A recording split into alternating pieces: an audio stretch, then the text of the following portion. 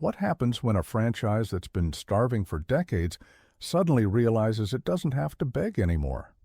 What happens when the plan you thought was 2 years away starts knocking today, loud, unapologetic, and impossible to ignore?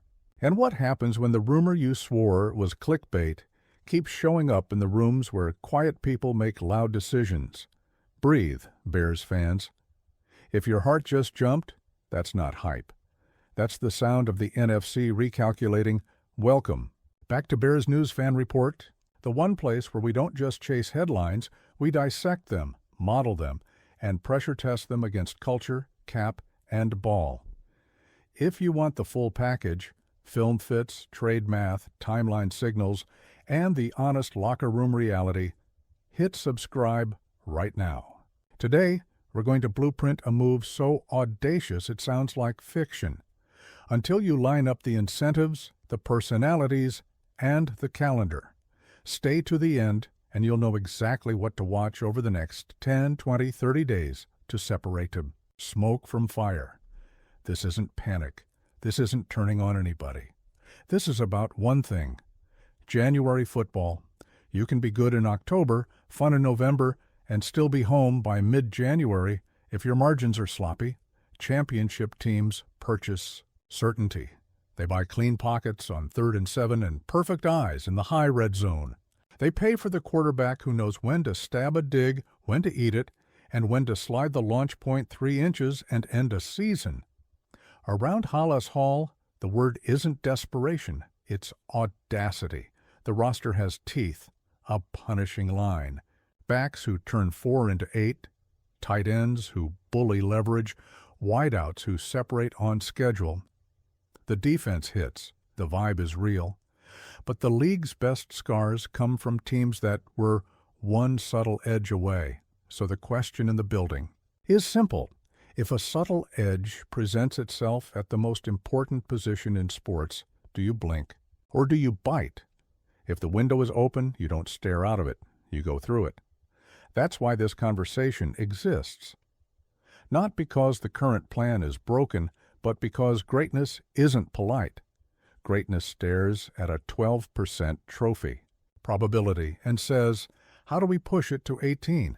What is the cleanest way to reduce late-game volatility without tearing up the foundation we're building? Picture the on-field reality of this rumor if it ever moved past whispers. Motion that isn't decorative, but diagnostic.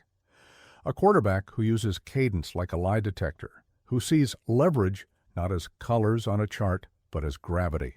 Pulling. Hook defenders the wrong way with his eyes, stealing a step for the slot, turning a 5-yard stick into a soul-crushing 17.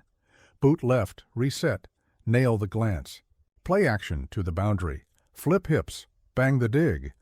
That's not style. That's cruelty dressed as timing.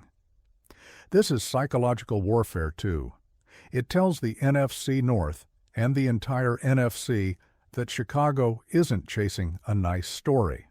Chicago wants to be the problem you can't solve. It signals to every coordinator that your favorite blitz beater might become useless because the ball is gone at 1.8 and the landmark moved 6 inches where you didn't account for it. Precision is a bully. It takes your best plan and makes it look small. Obstacles? A mountain of them. Contract mechanics? Draft capital, the politics of star movement, the optics of threatening a trajectory that fans already love.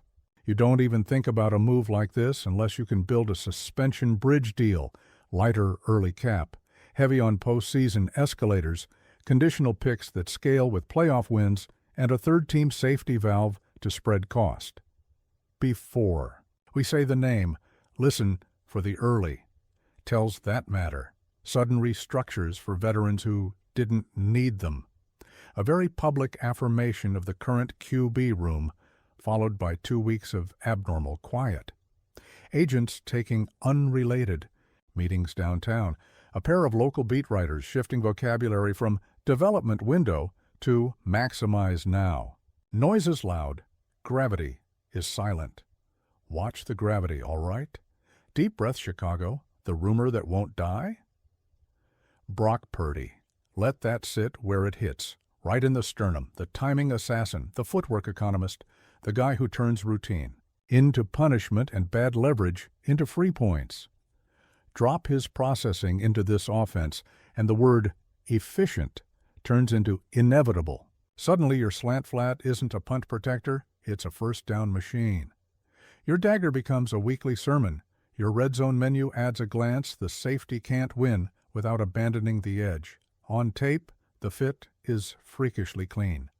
This offense lives in 11 and 12, with stacks and motions that force defenders to declare. Purdy's superpower is using those declarations instantly. He doesn't need windows, he manufactures angles. He throws on time without being rushed, off-platform, without being chaotic. He's allergic to wasted movement. Put that behind a line that resets the line of scrimmage, and beside a tight end who owns the seam, and you get third and manageable, turning into third and we already know mid-roll call to the smartest fans in football. If you want a side-by-side, film room, Purdy's Y-over plus glance concepts overlaid on Chicago's current install, drop the word film in the comments and hit subscribe. I'll bring 3 drives, 2 shot plays, and 1 red zone sequence that shows exactly how the route tree snaps into place. Now the cap and picks. You don't swing small here. You're talking multiple premium selections, conditional escalators, and at least one player a third team actually covets. The sell is simple. Your floor is guaranteed. Your ceiling gets paid.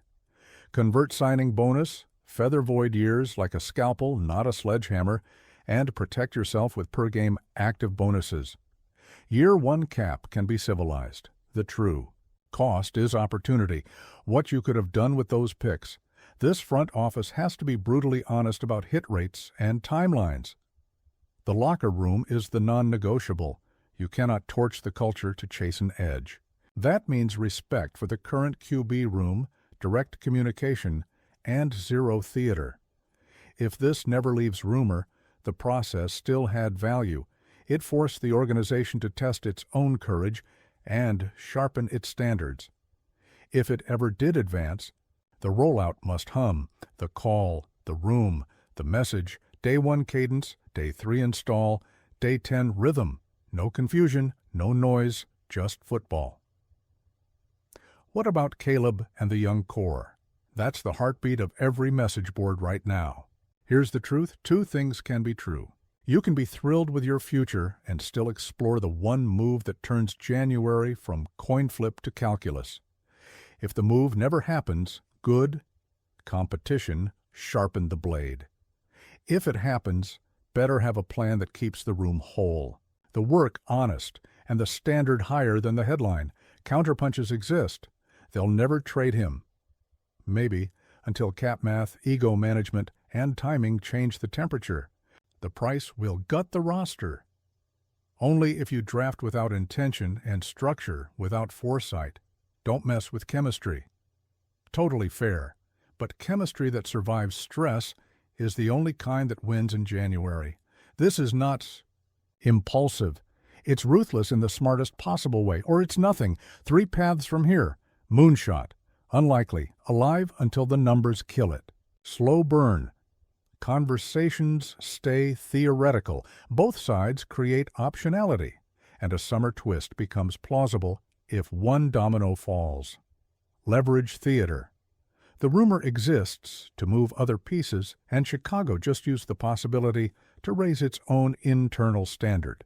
Pick 1, 2, or 3 in the comments and give me the one restructure you'd do tomorrow to keep the door open. Signals to watch like a hawk. A cluster of restructures inside 48 hours. A press conference where patience is replaced by urgency. A surprise workout for a practice squad QB, just depth, they'll say. And national reporters moving from eye roll to monitoring. Also listen for words from the coaching staff. When install becomes language, it means they're imagining a different pilot.